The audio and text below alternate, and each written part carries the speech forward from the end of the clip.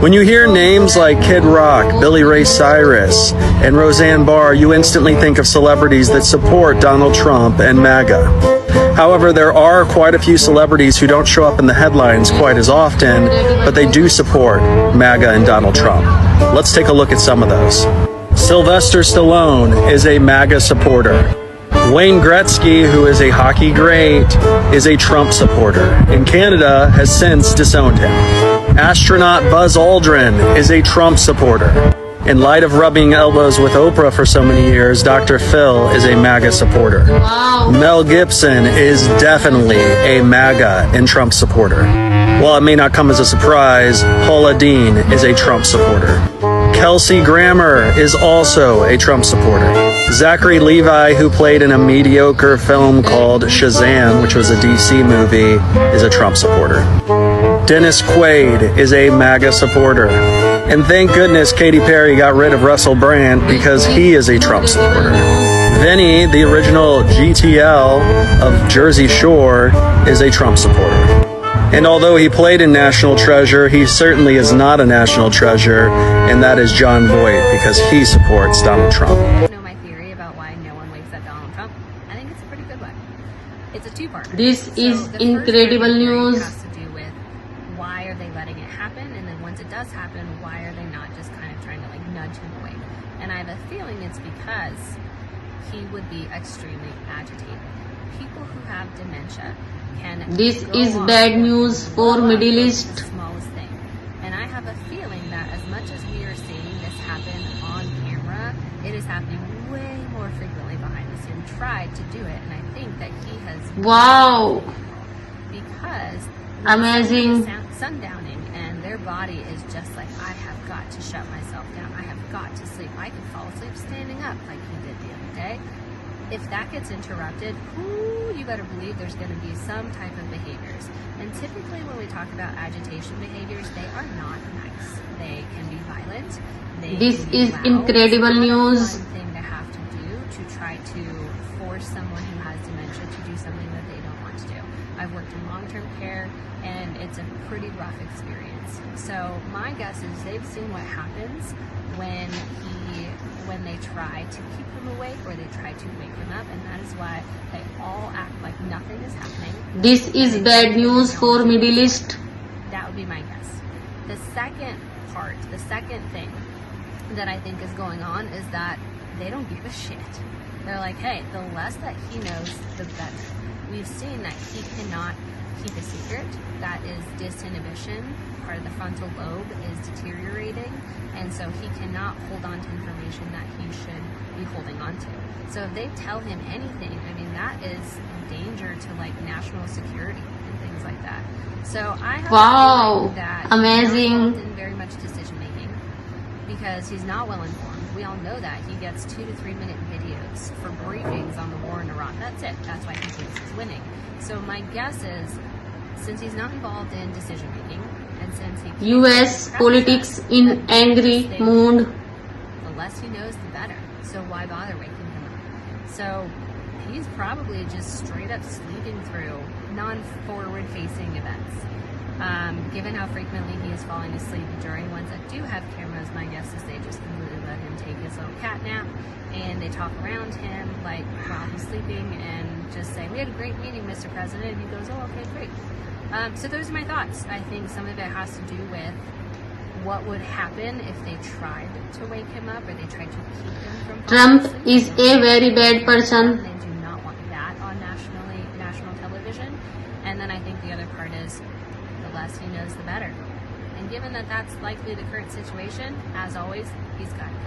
Donald Trump is doing to Gen Z and Alpha what George W. Bush did to millennials. It's all spelled out in a new high-quality poll of 1,000 young voters done by an organization called Generation Labs. See, the reason why millennials are the most Good news. generation in the United States is not because we were brainwashed by woke college professors. It's because of what we were forced to live through. 9/11, through the War on Terror, through the housing bubble, and through the Great Recession, which dominated our entire lives from 18 to 34. We spotted the same patterns of bullshit from the exact same types of leaders. Our response was, no thanks, never again. But because we were still young and naive after Obama was elected, we thought we could just say, look, we fixed it, and then the country would never go back. But now we've learned our lesson, and now GNC is US economy in danger. currently said 2-1 that they were Democrats to Republicans. 77% said that Trump's decision to attack Iran was the wrong one. And 55% strongly disapproved of his handling of Iran. Only 16% approve, and 81% rate the economy as bad or terrible. And of that 81%,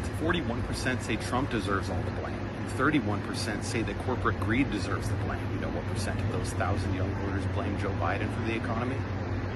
3%. None of those numbers are the most insane. The most insane number is Conflict in Middle East. Of young Republicans in this poll who said that they would vote for Kamala Harris in 2028 if given a chance. The top pick for these young Republicans was J.D. Vance at only 25%. When you look at only the preferred candidates for 2028 among young Republicans, and you add up all of the Democrats, including Jon Stewart, the number of young Republicans in this poll who want a Democrat in 2028 is 35%, which I remind you is 10 points more than This is bad news. a generational change. The loss of Lindsey Graham is so much worse for Donald Trump than you realize, because when people say things like Trump is just going to do whatever he wants, it only feels that way because of people like Lindsey Graham. So for Trump, his loss hits on 3 levels. Now first, this level is the most important, but it may be the least reported because it's the nerdiest. Graham served as chair of the Senate Budget Committee. That's the committee that was responsible for the big bullshit bill. And he also served on the Senate Judiciary Committee, which is on the hook this week for hearing whether Todd Blanche will get confirmed or not. And along with a bunch of other committees, he served on the Senate Appropriations Committee. Very good. McConnell. That committee is chaired by Susan Collins, who is already fighting for her political life. The failures of that Appropriations Committee are why the government had a record shutdown last year. And now, without the votes of McConnell or Graham, Democrats hold a 14-13 vote majority on that committee, which means until Graham is replaced and McConnell is back, that committee functionally doesn't exist. Please subscribe my channel. His power as chair of the Budget Committee to launder pieces of the Save America Act through budget reconciliation. That's the same process they had to use to pass the big bullshit bill, which I remind you only passed 51-50. But now without Graham as the chair, Republicans are going to have to find someone else. And that's the second level, because no one else is Lindsey Graham. There was a reason they called him the Trump Whisperer. And while I don't really want to know about whatever House of Cards shit they have going on between them, I do know that no one Like else and share the Senate on this video. the way that Graham did. Lastly, Graham wasn't just the most important senator in terms of bringing Trump's agenda to life. He was a guaranteed loyal vote for that agenda when it mattered most. And Trump squandered that vote across all of 2026, because it was on March 8th, over 4 months ago, that the open infection of Trump's presidency leaked out onto This video is very important. As president would not sign any other bills until the Save America Act was passed. He controls the House, he controls the Senate, he controls the Supreme Court, and he holds the pen. But because he's too stupid to understand how government works, he gave up 4 months when he had Graham's vote for a voter suppression bill that even with that vote never had a chance. If he was planning on screwing himself like this, he could have at least set up an account and charged just a wash. But now, suppressing votes is the least of his concerns, because with the government set to run out of funding on September 30th, he's going to have his tiny hands full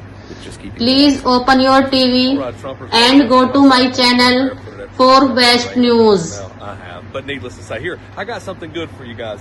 Just was looking at some data on this, and I thought it was kind of interesting. So, when Clinton was in office, everything was rolling pretty good, okay? They had created about 10 million jobs back then. Everything was great. Bush took over, run us into a recession because he didn't know how to handle the war in Afghanistan, gave Obama a failing economy. Obama created 16 million jobs, pulled us out of a hole, another Democrat.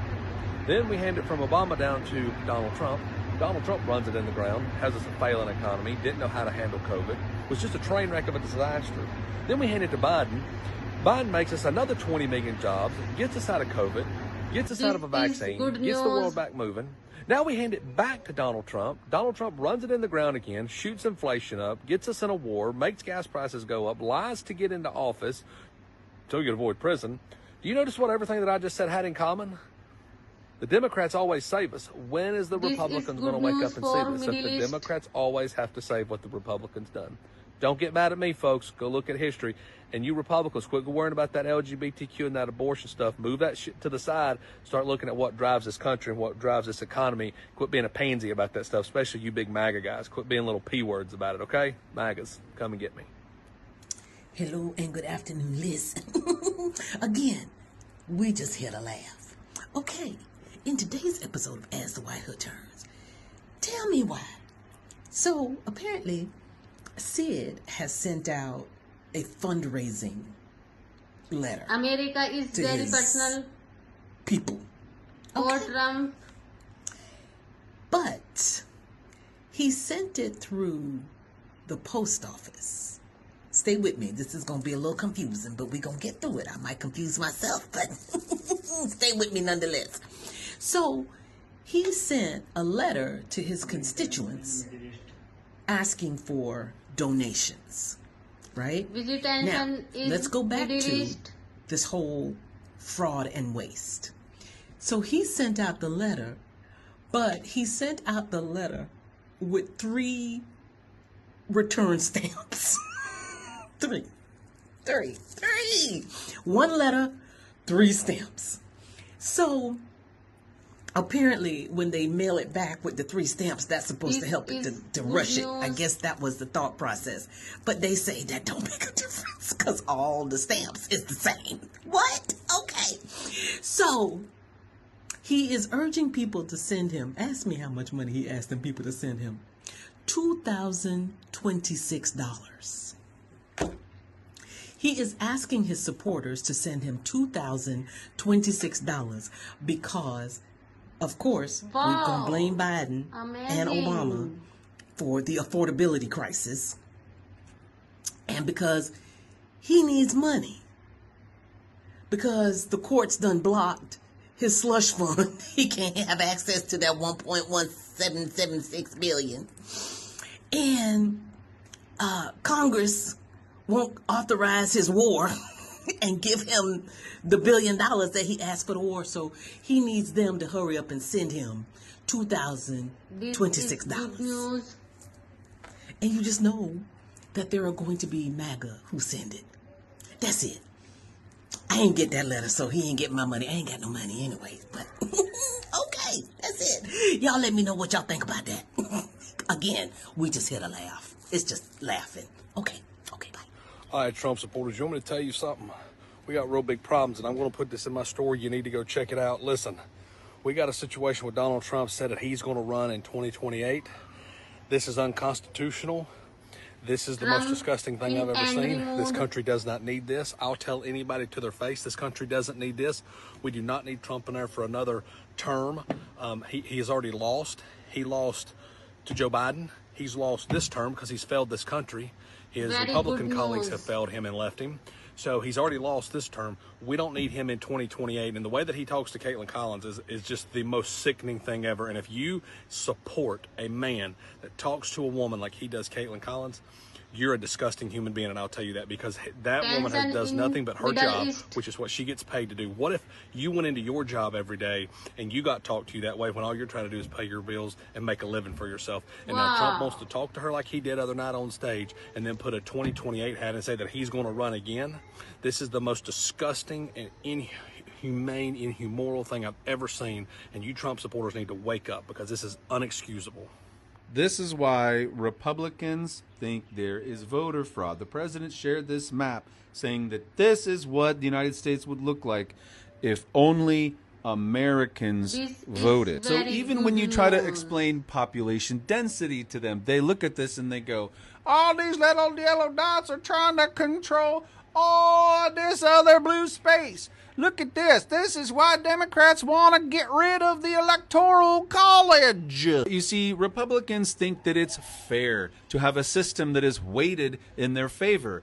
Republicans think that it's okay to be overrepresented in the Senate and in the Electoral College. You see, every single state gets 2 senators, which means 2 electoral college This votes. is bad news So when you have a for state Middle like East. California with 40 million people and a state like Wyoming with 600,000 people, you get disproportionate representation in the This electoral is incredible college news. because Wyoming has 1 elector per 192,000 people, and California has 1 elector per 732,000 people. So this is just a Republican fantasy, because if you counted each presidential vote equally, we would have Wow. only had This is 2 amazing. times in the last 40 years where a Republican would have been in the White House.